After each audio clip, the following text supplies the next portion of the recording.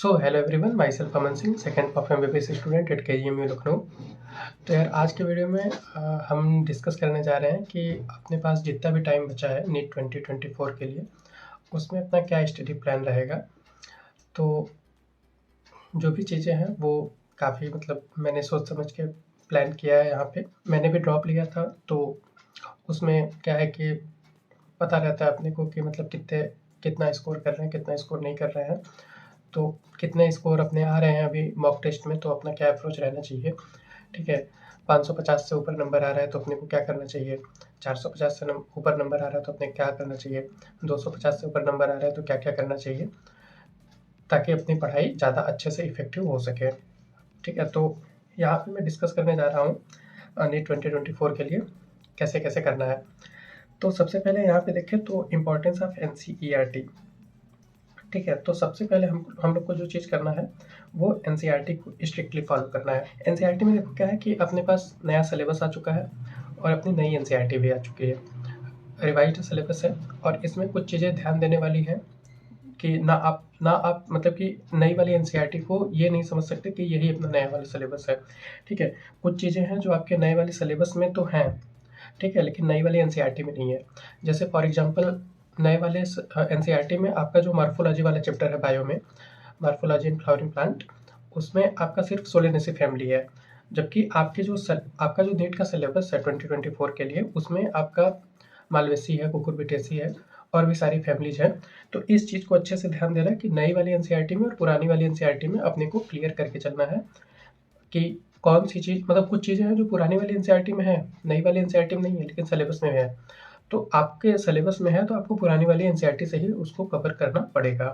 ठीक है, नई वाली NCERT को कि आप ले लीजिए, नई वाली NCERT से पढ़िए, लेकिन सिलेबस के प्रति एकदम अच्छे से स्ट्रिक्ट रहिए।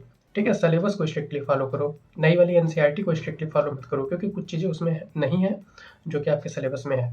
और एक जो एकदम कि हमको एकदम अच्छे से बात जो बतानी है कि अपने को NCERT एकदम स्ट्रिक्टली फॉलो करना है। ठीक है, जो चीज़ आपके सिलेबस में है वो चीज़ आप उतना ही पढ़िए जितना NCERT में दिया है। आपको बाहर से पढ़ने की ज़रूरत नहीं है, ये मैं हर बार हमेशा कहता हूँ सारे वीडियोज़ में। आप अलग अलग कोचिंग में, अलग अलग इंस्टीट्यूशन में पढ़ रहे होंगे, तो वहाँ पे हो सकता है कोई टीचर आपको NCERT के बाहर पढ़ा रहे होंगे। तो इस चीज़ को अच्छे से ध्यान देना कि यदि कोई भी आपको NCERT के बाहर का पढ़ा रहे हैं तो वो चीज़ें आपके रिलेवेंट की नहीं है। हो सकता है समझाने के पर्पज़ से उन्होंने उस चीज़ को बोल दिया हो, बता दिया हो, लेकिन उस चीज़ को एकदम अच्छे से छोड़ देना। जो चीज़ आपके सिलेबस में है उसको सिर्फ NCERT से कवर करना। ठीक है, स्ट्रिक्टली फॉलो करना NCERT को, नए वाले सिलेबस को फॉलो करना है और नई वाली NCERT से देख लेना कुछ जो भी चीज़ें हैं। नई वाली NCERT से ज़्यादातर चीज़ें हटाई ही गई हैं और जो चीज़ें ऐड की गई हैं उसको नई वाली NCERT से पढ़ लेना। जो चीज़ें सिलेबस में हैं उसको पुरानी वाली NCERT से पढ़ लेना, यदि नई वाली में नहीं दी है तो। इसके अलावा नेक्स्ट चीज़ पे चलें तो आपका सिलेबस। ठीक है, सिलेबस क्या है कि यहाँ पे मैंने 3 कैटेगरी में लोगों को डिवाइड किया है। एक, जिनका सिलेबस कंप्लीट हो चुका है, क्योंकि जनवरी आ गया है तो ज़्यादातर लोगों का सिलेबस अब तक कंप्लीट हो चुका होगा, जो कि अपने से कर रहे होंगे। बाकी कोचिंग में जो लोग इनरोल्ड होंगे, इंस्टीट्यूट में जिसमें भी होंगे, तो उसमें क्या है कि हो सकता है आपका मार्च अप्रैल तक सिलेबस, फरवरी मार्च तक ज़्यादातर लोग सिलेबस कंप्लीट करा देते हैं। तो जो लोग कोचिंग के हिसाब से हैं उनका अभी कंप्लीट होने वाला होगा। कुछ लोग होंगे जिनका अभी आधा से ज़्यादा सिलेबस, आधा या उससे ज़्यादा सिलेबस बचा होगा। तो सबके लिए यहाँ पे मैं बता रहा हूँ कैसे कैसे करना है।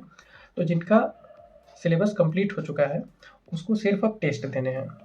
ठीक है, जिसका सिलेबस कंप्लीट हो गया है वो बच्चा सिर्फ टेस्ट देगा, उसको एनालाइज करेगा और जो वो गलती करेगा, जो भी आपकी गलतियाँ हो रही हैं टेस्ट में, उसको आप पढ़ो। ठीक है, उसको आप क्लियर करो, उस कॉन्सेप्ट को क्लियर करो, उस पर क्वेश्चन प्रैक्टिस करो, जो भी करना है करो। लेकिन नोट्स पढ़ो, अपना NCERT पढ़ो, नोट्स पढ़ो, सॉल्व करो, क्वेश्चन सॉल्व करो, और जो चीज़ बार बार गलती हो रही है आपके एग्जाम में उस चीज़ को क्लियर करो। ठीक है, ताकि आपका दोबारा से मिस्टेक ना हो। इस चीज़ को अच्छे से समझो। टेस्ट को एनालाइज करना बहुत बेनिफिशियल होता है, टेस्ट एनालाइज करना ही करना है, क्योंकि आप एनालाइज करोगे ना तो जो चीज़ आप गलती किए रहोगे पिछले टेस्ट में वो आप अगले टेस्ट में गलती नहीं करोगे, तभी आपका नंबर इंप्रूव होगा, तभी आपका मार्क्स इंप्रूव होगा। ठीक है, इससे आपका मार्क्स इंप्रूव होता है। ठीक है, और आप टेस्ट जिनका सिलेबस कंप्लीट हो गया है वो या तो डेली या तो अल्टरनेट डे पे टेस्ट देना शुरू कर दो। जो चीज़ गलती हो रही है उसको पढ़ो, टेस्ट देने के बाद आपके पास टाइम बचेगा, जो चीज़ बच रहा है आप उसको पढ़ो उस दिन। उसके बाद जिनका सिलेबस अभी कंप्लीट होने वाला है, उनके लिए क्या है कि पहले तो सिलेबस कंप्लीट करो जल्दी से, ठीक है, जल्दी से सिलेबस कंप्लीट करो। जनवरी एंड तक सिलेबस कंप्लीट कर लो, फरवरी मिड तक कंप्लीट कर लो, लेकिन जल्दी से सिलेबस कंप्लीट करो। उसके बाद अपने को यही काम करना है, टेस्ट वाला अप्रोच अपने को शुरू करना है। सिलेबस कंप्लीट करो, टेस्ट शुरू करो, टेस्ट दो, टेस्ट एनालाइज करो, क्वेश्चन प्रैक्टिस करो, एनसीईआरटी से पढ़ो, नोट से पढ़ो, इससे अपने मार्क्स बढ़ाओ टेस्ट में, ठीक है। ये काम आपको जल्दी से जल्दी शुरू करना है, ठीक है। अभी के सिनेरियो में आप क्या करो, अभी जब तक आपका सिलेबस नहीं कंप्लीट हो रहा है, मिड फरवरी तक या 20 फरवरी तक, फरवरी लास्ट तक ज़्यादा से ज़्यादा, तो आप क्या करो कि हफ्ते में 2 से 3 टेस्ट देते रहो, ज़्यादा नहीं तो 2 टेस्ट तो पक्का ही दो, ठीक है। टेस्ट मत छोड़ना, ये नहीं कि सिलेबस कंप्लीट करके तब टेस्ट देना शुरू करेंगे, ये वाली गलती बिल्कुल नहीं करनी है। इसके बाद जिनका आधा से भी ज़्यादा सिलेबस बचा है, उनके लिए यही है कि आप अपना सिलेबस कंप्लीट करो, ठीक है। जल्दी सिलेबस कंप्लीट करो। लेक्चर नहीं देखे हो, बच्चा है तो उसको देखो, एनसीईआरटी नहीं पढ़े हो तो एनसीईआरटी पढ़ के ख़त्म करो, नोट्स नहीं रिवाइज किए हो तो नोट्स रिवाइज करो। यही सारी चीज़ें पीवाईक्यू नहीं की हो तो पीवाईक्यू करो। यही सारी चीज़ें इंपॉर्टेंट होती है सिलेबस कंप्लीट करने के लिए, ठीक है। फिर उसके बाद आप इस समय हफ्ते में 1 से 2 टेस्ट देते रहो, और ज़्यादा देने का मन है तो और ज़्यादा दो, लेकिन पढ़ाई आपकी नहीं रुकनी चाहिए। सिलेबस ख़त्म करने का एक टारगेट बना लो कि या मतलब इतने डेट तक मेरा सिलेबस मुझे कंप्लीट करना ही है, ठीक है। और सिलेबस कंप्लीट करना किसे बोलते हैं, तो ये चीज़ मैं आपको बता दूं, सिलेबस कंप्लीट कैसे करना किसे बोलते हैं। तो सिलेबस कंप्लीट करने के लिए जो स्टेप्स हैं आपके, लेक्चर, नोट्स बनाओ, नोट्स को रिवाइज करो, ठीक है। फिर नोट्स के सवाल लगाओ, मतलब रिवीजन में ही आपका नोट्स का क्वेश्चन प्रैक्टिस हो गया, ठीक है। जो चीज़ बहुत ज़्यादा वीक है, जो टॉपिक आपका बहुत ज़्यादा वीक है, उसको आप थोड़ा बहुत एक्स्ट्रा क्वेश्चन कर लो किसी भी बुक से, सिर्फ उसको स्ट्रॉन्ग करने के लिए। बहुत हार्ड क्वेश्चन करने की जरूरत नहीं है, ठीक है। एनसीईआरटी की रीडिंग करनी है, और आपको जो सबसे इंपॉर्टेंट करना है, पीवाईक्यू भी करना ही है, ठीक है। यही होता है आपका सिलेबस कंप्लीट करना। इतना करने को बोलते हैं सिलेबस कंप्लीट हो गया मेरा, ठीक है। इसके बाद आप टेस्ट पे उतरो, टेस्ट दो, टेस्ट एनालाइज करो, टेस्ट में जो गलतियां हो रही हैं उसको पढ़ो, उसको सुधारो और अपने नंबर इंप्रूव करो। ये होता है आपका सिलेबस के बारे में, ठीक है। इसके बाद टेस्ट की बात करें तो यहाँ भी मैंने 3 कैटेगरी में आप लोग को डिवाइड किया है। जिनके 550 से ऊपर आ रहे हैं, ठीक है, जिनके 450 से ऊपर आ रहे हैं, जिनके 250 से ऊपर आ रहे हैं नंबर इस समय, ठीक है, वही वाला क्राइटेरिया है लगभग।